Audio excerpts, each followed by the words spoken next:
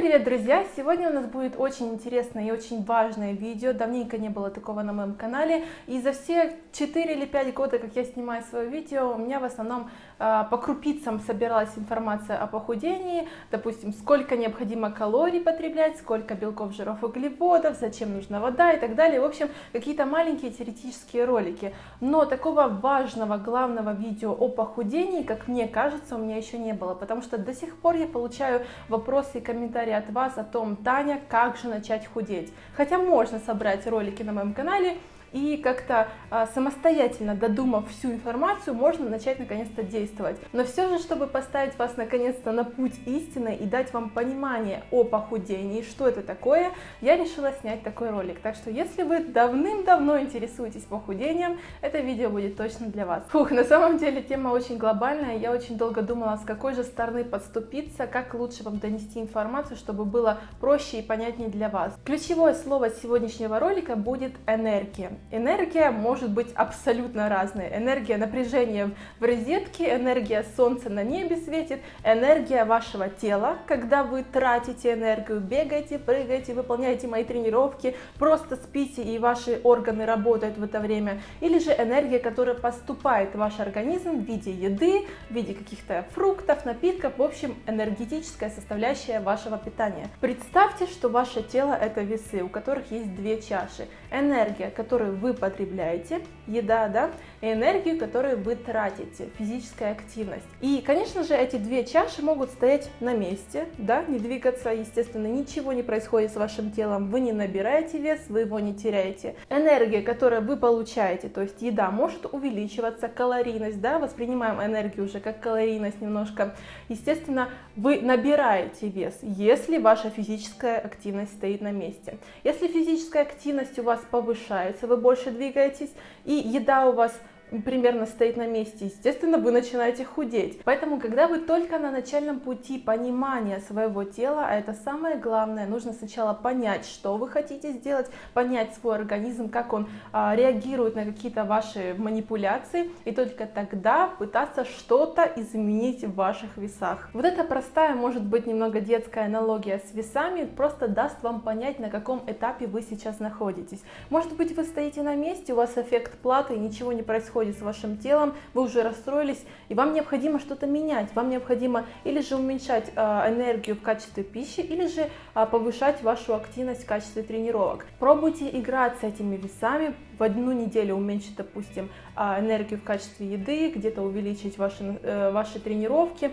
Пробуйте понимать ваше тело, но не делайте слишком быстрых выводов. Для того, чтобы ваш организм переключился и что-то понял, что происходит вообще, необходимо хотя бы пару недель для того, чтобы он освоил эту информацию, которую вы ему дали. Я не пытаюсь вас направить на каких-то платных тренеров или на какие-то платные услуги. Я всегда своими видео пытаюсь дать вам понимание того, как самостоятельно можно меняться, как самостоятельно можно планировать свои тренировки, планировать свой рацион, чтобы каждый мог это сделать, чтобы не тратить время на каких-то разных тренеров, спотыкаться на какие-то грабли, и лучше самому понять свое тело и действовать так, как необходимо лично вам. Надеюсь, с весами мы разобрались, и, возможно, такая простая, может быть, детская аналогия для кого-то была полезной, и эта информация все-таки что-то кому-то разъяснила.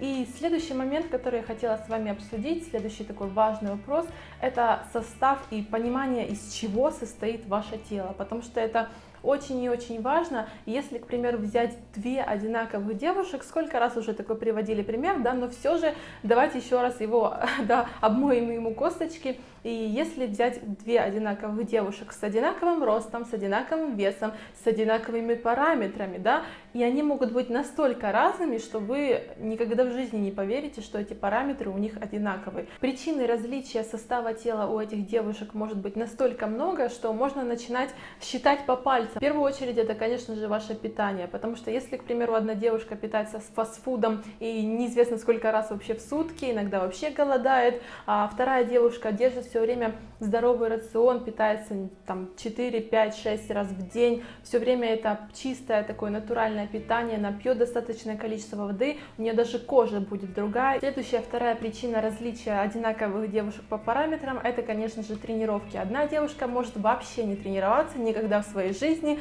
она ничего тяжелее сумочки какой-то не поднимала, а вторая девушка тренируется там, минимум 3 раза в неделю. В общем, это обычный активный человек, который просто следит за своим тонусом мышц, и, естественно, ее мышцы будут более налитыми, у нее будут, естественно, соблазнительные какие-то формы. Поэтому, если вы сравниваете себя с каким-то человеком, никогда не забывайте, что этот человек может вести кардинально другой стиль жизни, чем вы. И если вы, к примеру, пытаетесь подстраиваться под человека, под этот стиль жизни, то не забывайте, что какое-то определенное время этот человек ведет такой образ жизни. Так уж и быть, давайте возьмем, к примеру, меня. Я осознанно занимаюсь спортом и питаюсь правильно, к примеру, по-моему, или 5, или 6 лет. Я никогда не задумывалась, когда это началось, это просто началось в моей жизни. Так вот, занималась спортом я осознанно в тренажерном зале около 4 лет, и где-то месяца 4 назад я поняла, что тренажерный зал с железками это все же не мое, и я решила заниматься только функциональным тренингом. То есть энергия, которую я трачу на своих тренировках, более интенсивной стала, я трачу больше энергии, питание у меня осталось на том же месте.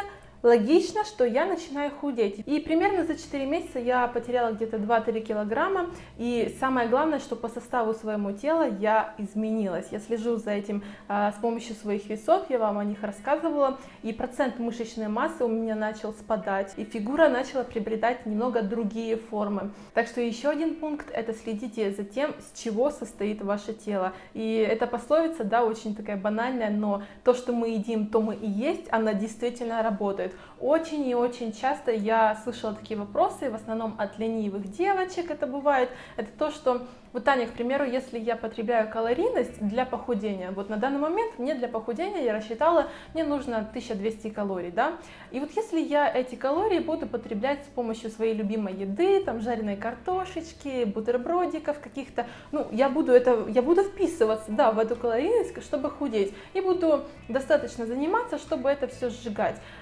Вот можно так? Буду ли я худеть? Да, еще раз, да, вы будете худеть, естественно, потому что, опять вспоминаем ваши весы, калорийность у вас одна, у вас та же самая, допустим, активность, и, естественно, вам хватает этой энергии, чтобы тратить ее на тренировках, то есть похудение будет идти, но... Не забывайте про вот эти 2 девочки, что если девочка неправильно питается, и пусть она тренируется, естественно, качество ее тела, качество ее мышц будет не таким упитанным, напитанным, здоровым, светящимся, она будет, знаете, как ксерокопия этой красивой девушки, но в черно-белом виде, если можно так сделать, такой пример привести вам. То есть, естественно, выбирайте более полезную еду, более полезную для вашего тела, для вашей кожи, для ваших волос. Вы все-таки хотите быть красивым примером для своих будущих детей, я не знаю, для самой себя вы хотите быть примером. Зачем искать какой-то идеал, какую-то копию и быть похожей на кого-то другого, если вы можете стать лучше, только немножечко постарайтесь в этом. Так что, я не знаю, надеюсь, это видео было вам полезным в чем-то, и мне просто давным-давно хотелось разъяснить очень такие важные моменты, на которые действительно необходимо обратить ваше внимание, потому что все чаще и чаще задаются мне одни и те же вопросы, и вот хотелось как-то более глобально на них ответить. Так что оставляйте обязательно свои запросы на следующие видео, не только о тренировках, но просто о чем вы хотите, чтобы я вам рассказала, потому что пока сейчас есть время на это, я стараюсь снимать видео почаще. Так что спасибо вам большое за просмотр, всех люблю, целую, обнимаю, всем удачи, пока-пока!